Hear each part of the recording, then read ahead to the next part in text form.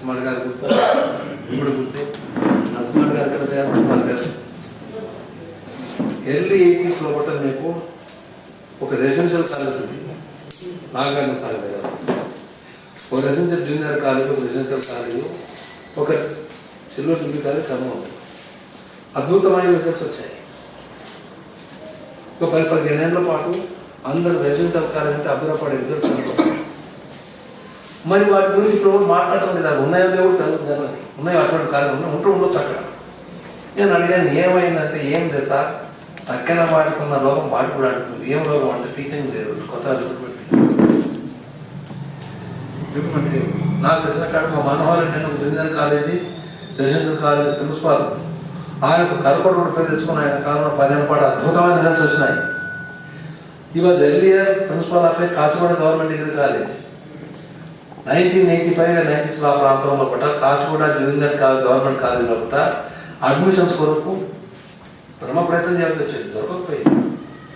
అటువంటిది now fixed ఏం లేదు, అక్కడ గ్రౌండ్ ఉంది, వీళ్ళు అన్నీ ఉన్నాయి. ఇది నో వన్ వాంట్స్ అసలు ఉన్న కాలేజీ జరగడానికి కొత్త కాలేజీ దాని గురించి పట్టింది. ఎందుకంటే ఎక్కడ పోయింది, ఒక మనిషి ఒక వ్యవస్థ మీద గుర్తు చేసుకుంటుంది. There are examples.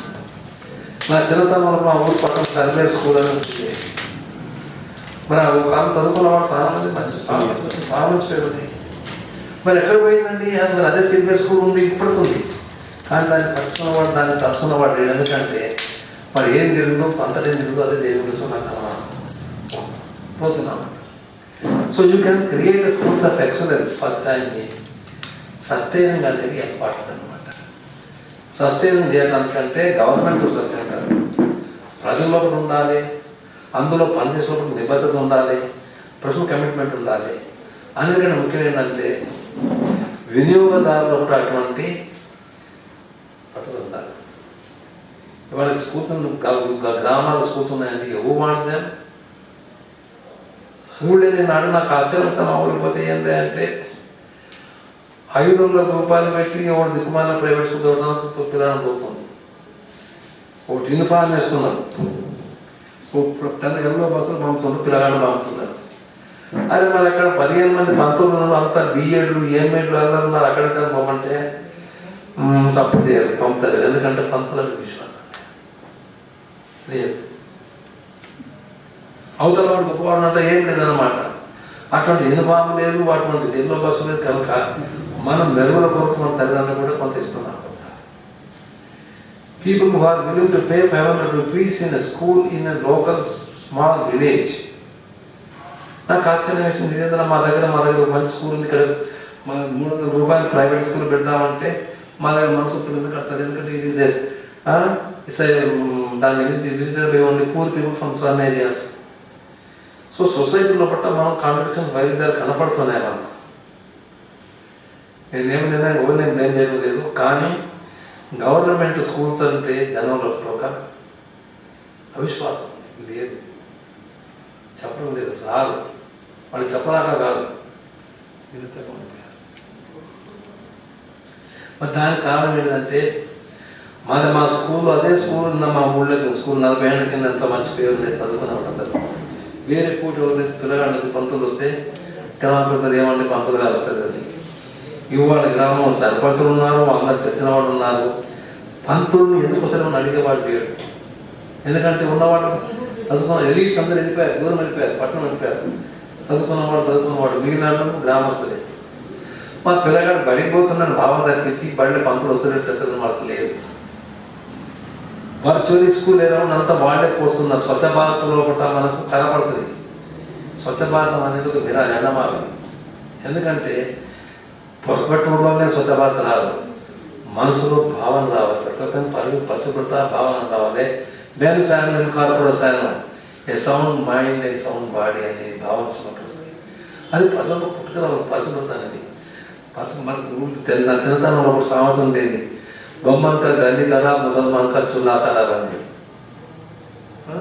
ఎందుకంటే మీరు తీసి బయట వేస్తారు పుస్తకాలు, వాడు 3 పక్కన చూడుకొని మడ తింటున్నారు. మన భారతదేశంలో కూడా సంస్కృతి ఎటువంటి పెరుగుందంటే మన ఇంటి శుభ్రతతో పక్కన పడేదారు భావన ఉంటారు అనమాట. దాంతో స్వచ్ఛ భారత్ అనేది సంకల్పం మంచిది, కానీ ప్రజల్లో కూడా కల్చర్ అయితే దట్ గోస్ జరగదన్నమాట. కనుక ఇప్పుడు నేను చూస్తున్నది ఏంటంటే హైయర్ ఎడ్యుకేషన్ బాగా రావాలి. ఎట్లా వస్తుంది? 15 ఎకరాల క్యాంపస్ తోటి, బ్రహ్మాండమైన క్యాంపస్ తోటి, 300 ఎకరాల క్యాంపస్ తోటి రాదండి. మీకు ఎంత కావాలండి? How much land doesn't mind ultimately 5 by 6 అన్నట్టు మంచి విషయానికి 300-400 ఎకరాలు 300 ఎకరాలు చాలా యూనివర్సిటీకి. మా ఉస్మాన్ యూనివర్సిటీకి ఇప్పుడు 2300 ఎకరాలు ఇస్తే ఇప్పుడు 1700 ఎకరాలు మీరుంది. అందులో 80% ల్యాండ్ రిమైన్ అని తెలుసు. ఏమైనా మీకు అంత కనపడేది ఏది మన రిబన్ లైక్ డెవలప్మెంట్ అంతవరకే. అవతల 800 ఎకరాలు 1000 ఎకరాలు అది ఒకటి కబ్జా పెట్టుకుంటే దిక్కు లేదు. దానికి చెట్లు ఉన్నాయి, కాంపౌండ్ వాళ్ళు ఇస్తే కాంపౌండ్ వాళ్ళు కోలు కొట్టుకొని వెళ్ళిపోతున్నారు కనుక. సో ల్యాండ్ అయ్యా దురదృష్టం పెట్టుకుని ఉండని, ల్యాండ్ ఎక్కడ పోదు, ల్యాండ్ ఎక్కడ ఉంది. కానీ మనం ఏంటంటే బిల్డింగ్ కట్టంగానే వస్తుంది. ఉస్మాన్ ప్రతి డిపార్ట్మెంట్ కోకొల్లలుగా ఉన్నాయి. నేను యూజీసీ కంపెనీ ఇది ఏంటంటే వైఆర్ గేమ్. ఒక కంప్యూటర్ బికమ్స్ అవుట్డేటెడ్ ఇన్ 3 పీస్ అవుతుందో 3 years కూడా అవుట్డేటెడ్ అయిపోతుంది. దట్ బికమ్ మళ్ళీ దేని కొరకు? So in many of the departments they are using remain అని లేదు. ఎందుకంటే the people do not know to operate them. మేము గొప్పగా చెప్పుకుంటాం మా డిపార్ట్మెంట్ గొప్ప ఉందని. కానీ కావాల్సింది ఏంటంటే ఒక కాలంలో పూట కంప్యూటర్ లేవు, ల్యాబ్లు లేవు. అయినా కానీ యూనివర్సిటీ పేర్లు మంచిగా ఉన్నాయి. చిన్న ల్యాబ్లు చాలా పనిచేసేదిగా పనిచేశారు. తెల్ల కాగితం మీద రాశారు, కాగితం మీద రాశారు పట్టలేదు, కొట్టాలు పట్టలేదు, చదివాలు పట్టలేదు అని పోయాయి. సో ఏం జరిగింది? మనుషుల పూట డిపెండెన్స్ సిండ్రోమ్ టక్టక్ కొడుతుంది. అంతకుమించి అంటే నీకేం లేదన్నమాట. ఇవాళ డిపెండింగ్ ఆన్ సమ్ ఎల్స్. ఇలా పరిశోధన అంతే ఉన్న యూనివర్సిటీలో పూట హైయర్ ఎడ్యుకేషన్లో పూట చాలా దయనీయమైన స్థితి. పిహెచ్డీలు ఎంపీలు కోకొల్లలుగా వస్తున్నాయి, పరంపరగా పుట్టల కొద్ది వస్తున్నాయి.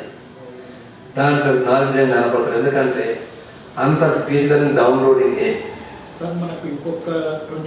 ఓకే, నేను పోతున్నాను చెప్తున్నా కదా. డౌన్లోడింగ్ తప్పించి ఇంకేం లేదు. సో నేను అన్నా ఎన్నోసార్లు మా మిత్రులతో చాలామంది దగ్గర అందరూ చాలామంది రాబోతాను. నేను ఇదేందయ్యా మహర్షి టీవీ కాణి హిస్టరీ ఆఫ్ ధర్మశాస్త్రాలు 4 వాల్యూలు రాసిన ఒక్కడే. 2 డబ్బులు వరి మొహమ్మద్ పోతారు గారికి ఇచ్చిండు, మరి ఎవరికేం